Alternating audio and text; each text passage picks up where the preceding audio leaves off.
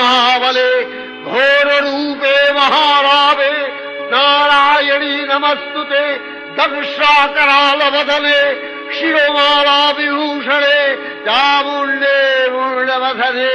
नारायणी नमस्तुते लक्ष्मी लज्जे महाविद्ये श्रद्धे पुष्टे स्वधे ध्रुवे महारात्रि महाविद्ये नारायणी नमस्तुते निधे सरस्वती वरे भूतिवभ्रमितामसि नियते त्वं प्रसीदेशे नारायणी नमस्तुते सर्वस्वरूपे सर्वेशे सर्वशक्ति समन्विते भयभ्यो त्राहि नो देवी दुर्गे देवी नमस्तुते एतत्ते वदनं सौम्यं लोचनत्रयभूषितं पातु नः सर्वभूतेभ्यो कात्यायनी नमस्तुते ज्वालाकरालमत्युग्रं शेषासूर